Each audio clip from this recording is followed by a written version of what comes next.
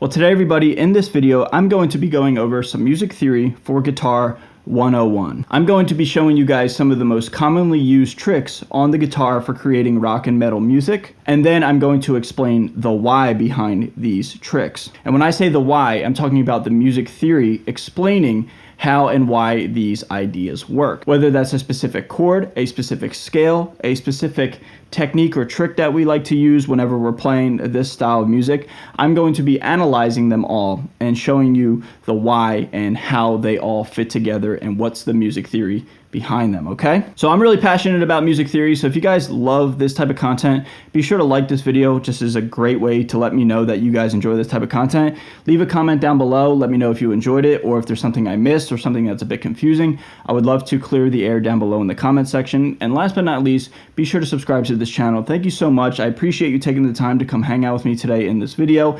Maybe you learned something today, but at the very least, I hope you enjoy geeking out over the guitar like I do in today's video, okay? So let's go right now. I'm in drop C. That's a very common metal and hard rock guitar tone, okay? But no matter the tuning, whether it's a standard tuning or a drop tuning, these ideas all fit in no matter what tuning you're playing in, okay? So let's just cover some very easy music theory fundamentals right now, okay?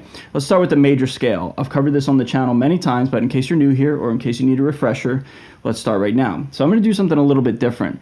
I'm going to use just one string to play a major scale. I'm not going to be doing any sort of box pattern or anything like that. That's for like blues and like, you know, jazz and stuff like that. It's very applicable for hard rock and metal music, but nobody really teaches it this way, at least from what I've seen. So let me show you right now. A major scale is a series of whole steps and half steps, okay? It goes like this: whole, whole, half, whole, whole, whole, half. Again, whole, whole, half, whole, whole, whole, half. So on the guitar, a whole step is 2 frets. A half step is 1 fret. The major scale with the key of C, the low C is as follows.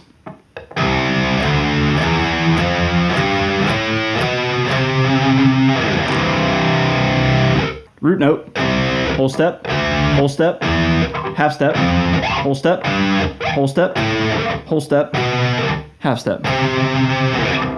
And if you notice, once we get through the cycle of whole steps and half steps, we end right at another C, just an octave above. So it fits like a beautiful puzzle.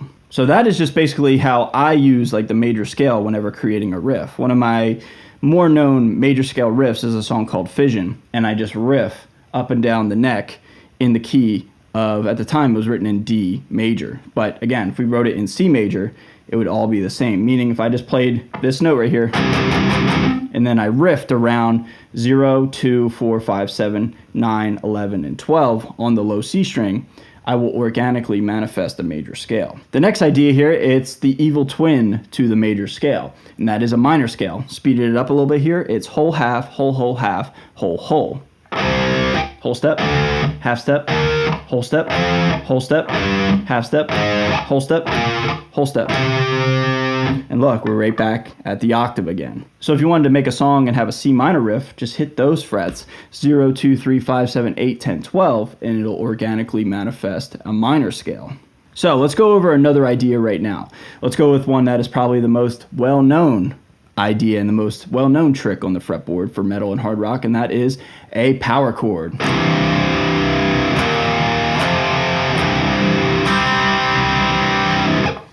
So a power chord is generally played with either 2 notes against each other or 3. It's either what's called a root note, a fifth, a perfect fifth, and then an octave. So I think you guys probably know what a root note and an octave is, but in case you're unfamiliar with it, it is just a root note, the low note, and then one cycle through of all the notes, and then you land back on the same note, just 1 pitch higher. So for example, C, well, what's an octave of that? It's this C right here.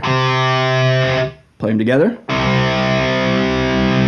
It's an octave. We see this concept all the time in music and especially on guitar. Okay, so what about the fifth? What the heck is a perfect fifth? Good question.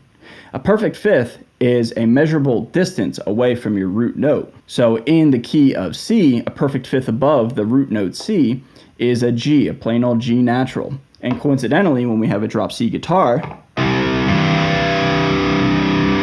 we are tuned to a perfect fifth. So low note C, high note or fifth string, G. and then we throw in the other string, the D string, which is tuned to C in drop C, root 5th octave. So the reason why you can choose to play either 2 notes or 3 notes in a power chord, like I could go 2 notes or 3 notes, it's still the same concept, because what you're doing there is you're just stacking that chord with 2 C's and 1 G. In theory, you could have 99 C's and 1 G. That will still technically, by book definition, be a power chord. So by adding more C's, more root notes, more octaves, however you want to word it, it is not altering the chord. So what's cool about power chords is you can use them anywhere, more or less.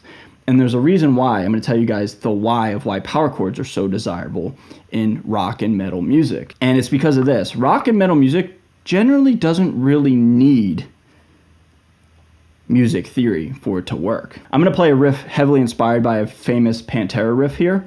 Check this out. I can't play the whole thing correctly because of copyright, but if you notice, I'm just going 0, 1, 2, 3, 4, 5, 6. I'm just walking up the fretboard. There's no real music theory there. That's what's called playing chromatically. But what I'm getting at here is I'm not following the major or minor scale, for example. Dime, when he wrote that riff, was just more or less just like playing something that sounded cool, right? And that riff is awesome. So if I'm jamming, I'm just going to make up a song real quick. If I just go...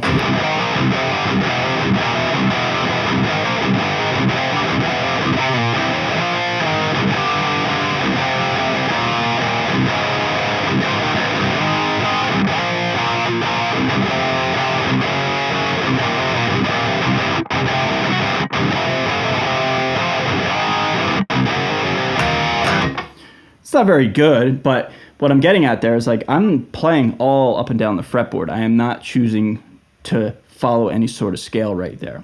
Now, whether or not that riff's good or that arrangement was good is irrelevant. It's to prove the point that like I can land anywhere and it'll still sound like metal music, right? So what makes the power chords so desirable? Well, you can use power chords in both major and minor scales and major and minor keys, because the major scale and the minor scale both have the perfect 5th interval.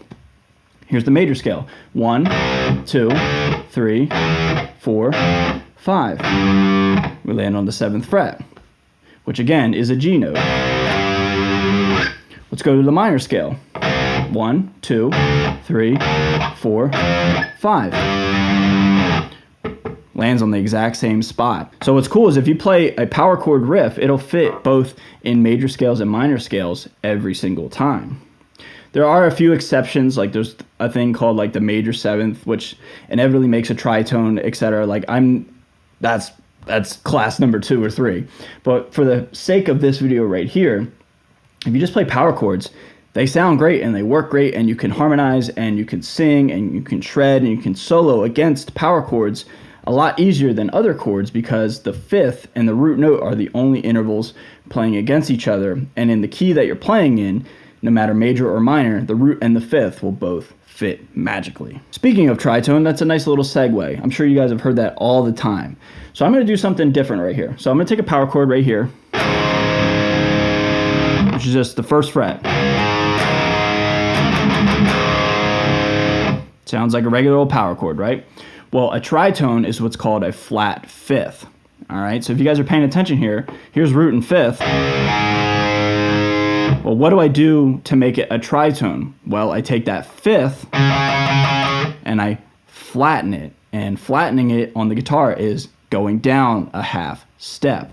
Okay, so now if I go 1, 1, now what happens if I go 1, open?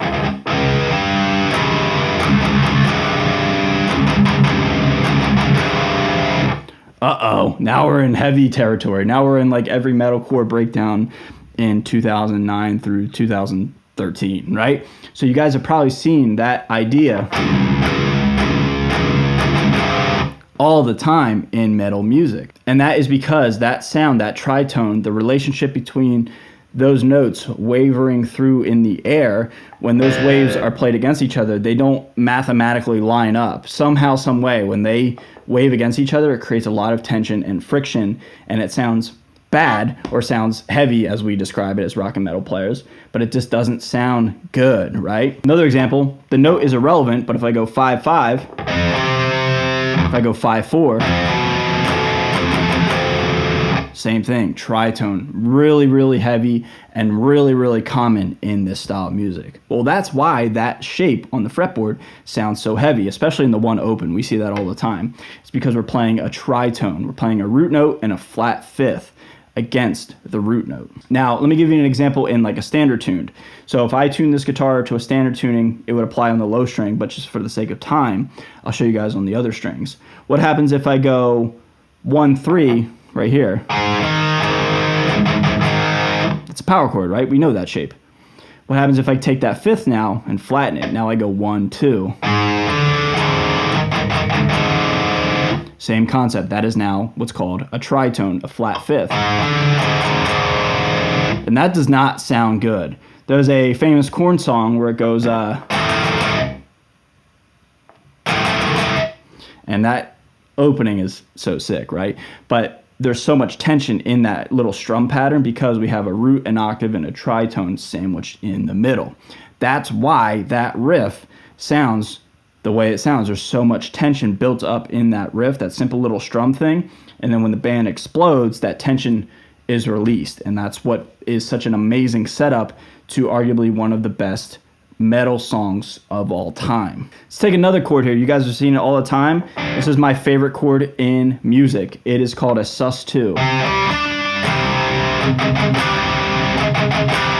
I'm going here in this example 5/7/9 A D G string. This is like the floods chord, as I've kind of coined it, and a lot of people have coined it, because the outro to floods uses that shape, as well as the first part of the solo uses that shape. We see this shape all the time. And in a drop tuning, I'll put it here on the 10th fret, 10, 10, 12. That's also a sus2. Well, the reason why it's called a sus2 is a bit elaborate, so stick with me. Watch this video several times, rewind this part several times so it sticks, okay? I have to tell you guys the basic idea of a chord, a traditional spelling and definition of a chord in music. It consists of a root, a third of some kind, major or minor, and then a fifth of some kind, most notably a perfect fifth, generally speaking. So for the sake of time, we have root, third, fifth. That's what a chord is called right here. Well, this right here is what's called a major ninth interval. That's a ninth. So if you want to use like slang terms, you could call it like a power chord with a ninth. That's not necessarily wrong, but it is not like an add 9 chord or a major 9 chord. And the reason being is because we do not have a third of some kind in this chord, okay? Again, it is not called a major 9 or an add 9 chord because we don't have a third of some kind. So all we have technically is a 1, a 5, and a 9. Well, this is where it gets a little complicated. So that ninth right there, that major ninth, it's also a major second, just 1 octave higher. Because if I was to play a major scale real quick.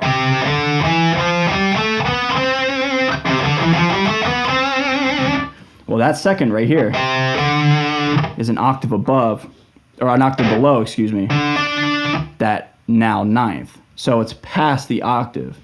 So octave 8, 1, 2, 3, 4, 5, 6, 7, 8, the next numerical number is a 9. But again, it's not called a 9 because we don't have a third. So we have to revert back to its simple interval, and that is a second. So technically we have a 1, a 2, and a 5. Kind of complicated, but that's just the rules of music theory, okay? And that's where we get the name sus2. It's short for suspended second chord. And just like a regular power chord, what's cool about sus2s is they can be used very frequently in major and minor scales in hard rock and metal music, because just like how major and minor scales have a perfect fifth, they also have the major second. Let's go back to the first scales. So the first move on a major scale and a minor scale on the low C string is that second fret. So I'll play the first part of a major scale, first part of a minor scale. So they both have the second fret, the major second interval in them. So it's cool because you can stack the deck, so to speak, with a 1, a 5, a power chord, and then the ninth, aka the second as well. It's kind of weird on the guitar because if we had a piano, we could just go 1, 2, and then 5. all in one handful. It's a much smaller grouping of notes, but because the guitar has only 6 strings and then we have to go, laterally and vertically to get our notes, it's a little difficult there. So it's still called a second even though it's an octave above our root note. All right, I'm going to change up gears here. We're going to do a little bit of lead work. Next thing we're going to talk about is arpeggios. It's a very fancy name that I'm sure a lot of you guys have heard, but I'm going to tell you guys the why of an arpeggio. So let's start with a minor arpeggio. It's my favorite shape right here. We have an E note on the 14th fret, pull off to 10 on the E string. That's a C. Then we have an A, and then we also have another E. E, C, A, E.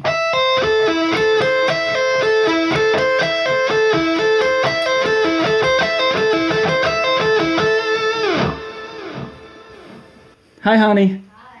I'm just filming. Oh, sorry. All good. That right there is what's called a triad. It's a group of 3 notes, and triads make, you guessed it, a chord in music. So we have E, C, and A. You take all those notes and you throw them down on your desk and you look at them. If you can see through all of the jumbled mess of just notes flying all over the place, you'll notice all we have is a group of A, C, and E. We have a duplicate E, but that does not change anything. That right there makes an A minor chord or an A minor triad. So if I'm riffing, right, as I do, if I'm shredding, if I'm melting your face, hold on to it real quick, I can play an A minor arpeggio and it will sound good and it'll sound musical because I'm just outlining the notes of an A minor chord.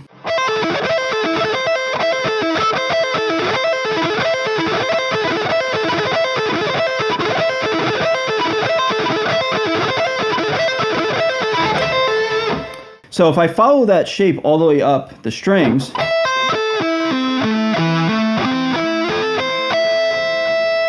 that's just E, C, A repeated over and over again. So if you want to get good at sweep picking and shredding, you can follow this pattern and you can just follow an A minor arpeggio, again, in the key or the tuning of drop C.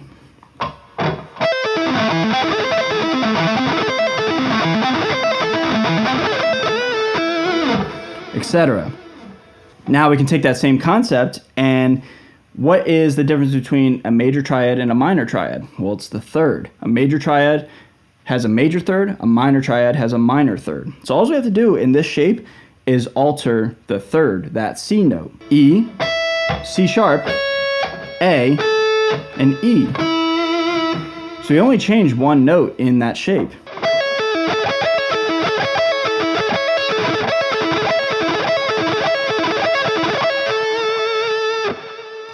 Pretty cool, right? So depending on what key you're playing, if you know you need an A major triad or an A minor triad, this is a little bit of extra music theory. You need to know what chords are in your key that you're playing in. But you can take the shape, just alter the third, and you're off and running.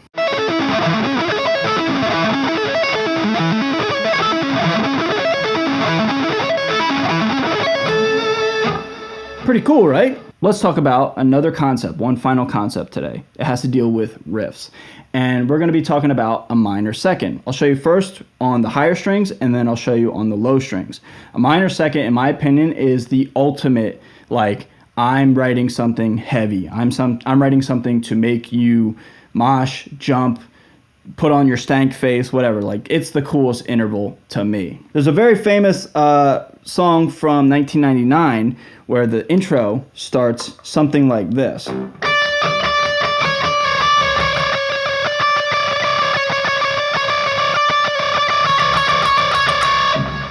And that tension right there, you will never hear that in a Katy Perry song or an Ariana Grande song because pop music doesn't use minor seconds, but rock and metal does.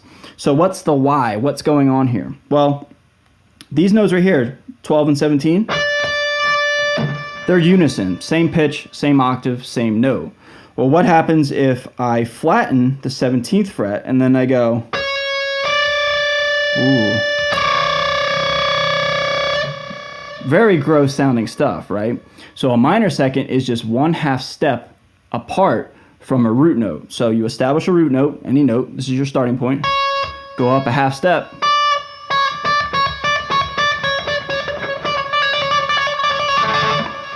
that is a minor second. Very, very tense sounding, very haunting sounding. There's a very famous Pantera riff.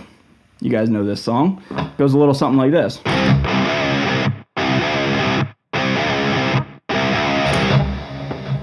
That right there is just a root note and a minor second. Oh, a 0-1 riff.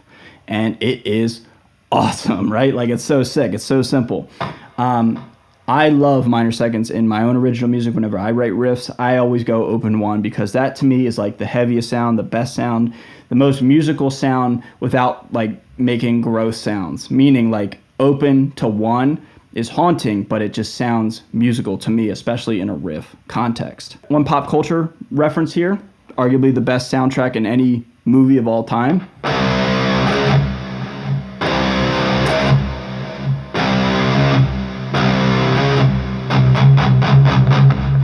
It's the Jaws theme, and when we, the audience, are listening to that music and we're watching the movie, we're not like just chilling, like hanging out on the beach with a little umbrella in our drink. We're like, oh shit, the shark's in the ocean, the shark is coming for us, right? So that score is so impactful and so used well because it's creating tension by just using a minor second. Take that out of the movie, put it into like your music when you're creating riffs. If you want tension, if you want like eerie, haunting, nasty style riffs, go open 1. I use that in all of my music, almost every single song, especially when I want it to be heavy and cool. You know what I mean? Like, I just love that move. That concludes today's video. Those are some of the most commonly used moves and tricks on the guitar for rock and metal music, and that is the music theory of why those concepts work and how they fit into this beautiful puzzle that is rock and metal guitar, okay?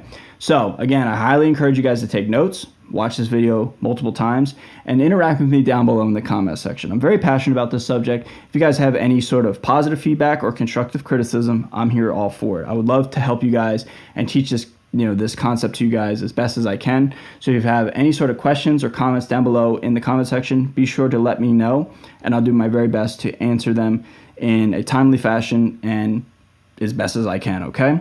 Thank you guys so much for watching. Be sure to like, comment, subscribe, and with that being said, everybody, I'll see you guys in a video very, very soon. Later.